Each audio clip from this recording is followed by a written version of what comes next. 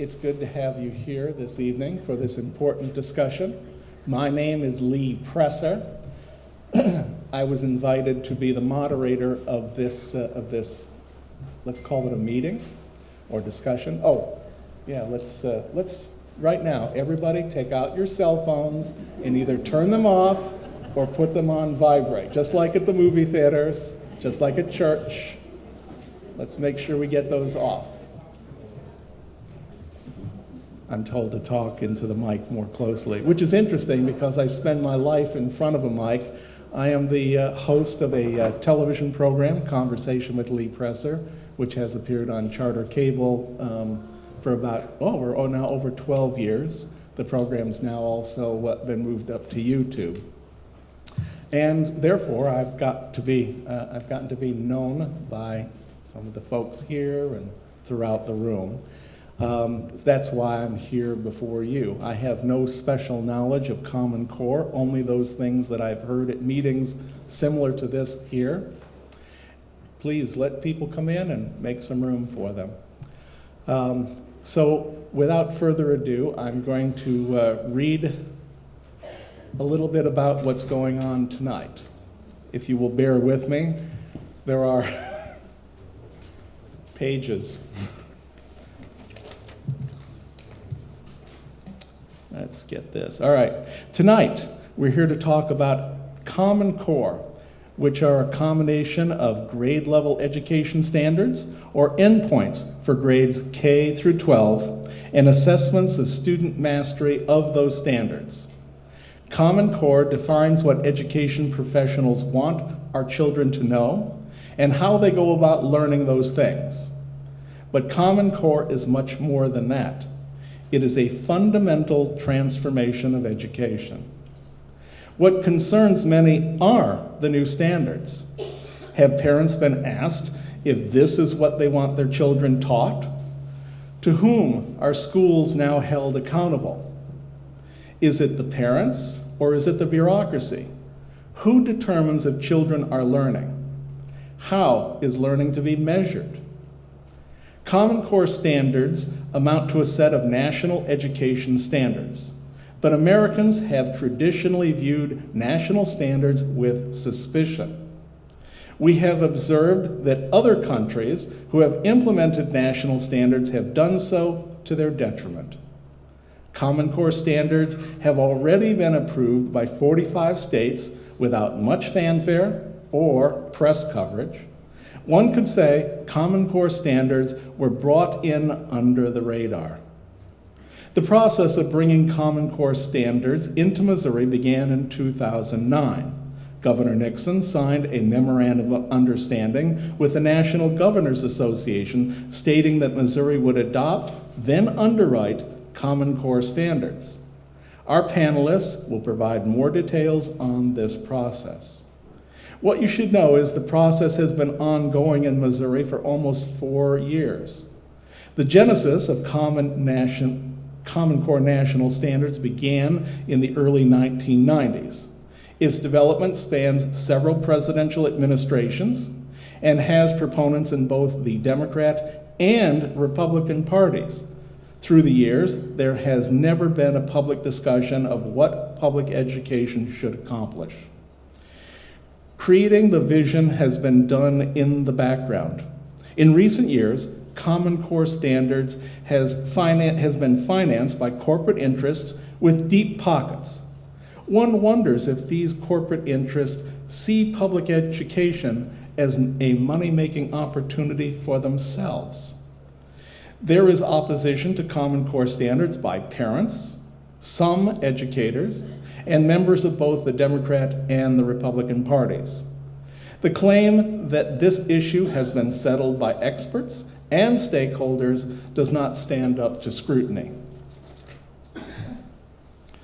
The Missouri educational bureaucracy is moving forward with Common Core standards despite the fact that the legislature never approved it. The public is mostly ignorant of the facts about it, and few know how it will look at the end of the transformational process. On our panel this evening, we have people who have researched Common Core and have been following this development since 2009. We have an expert from the Common Core Standards Validation Committee who can give us a view of how the standards were developed, how good they are, and what control will be allowed your local school district. We also have two senators, state senators, who will speak about what they are doing in Jefferson City to maintain local control of local schools. Before you leave here this evening, the panel will provide some suggestions of actions you may take to maintain local control of education. With us this evening, Gretchen Logue. Gretchen Logue is a mother of two boys, one of whom was born deaf, which started her exploration of the public school system and its abilities and limitations to address special needs education. She grew up in Florida, lived in the Kansas City area, and now in the St. Louis area. 3 years ago, she started the Missouri Education Watchdog blog to report on education issues originating in Missouri and information from other states.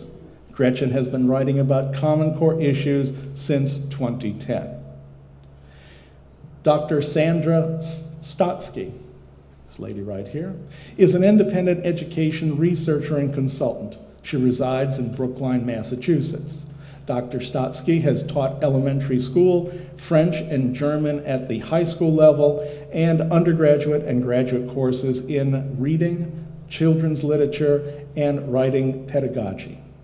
She was appointed by Secretary of Education Margaret Spellings to serve on the National Mathematics Advisory Panel in 2006 and co-authored its final report, Foundations for Success, Final Report of the National Mathematics Advisory Panel, and co-authored two of its task group reports, one on assessment and the other on conceptual knowledge and skills.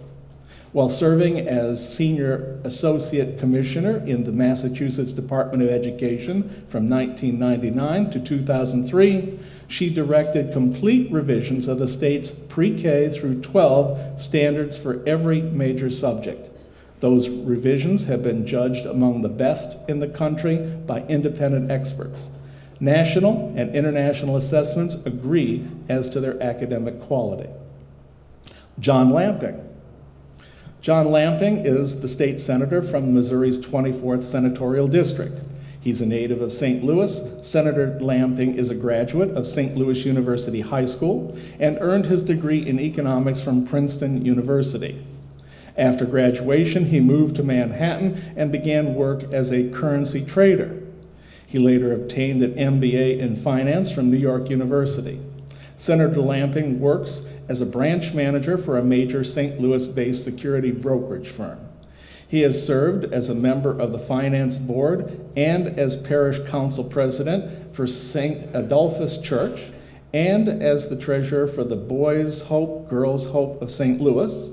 He currently serves as the endowment chair for the St. Louis University High School, is a member of the Stewardship Committee for Our Lady of the Pillar, and is a member of the Endowment Committee for the St. Louis City Academy. Brian Neves, oh, Brian, you're here. He's arrived. Is the state senator from Missouri's 26th Senatorial District. His district includes Franklin and Warren counties, plus western St. Louis County. He serves as vice chairman of the Education Committee and vice chairman of General Laws Committee.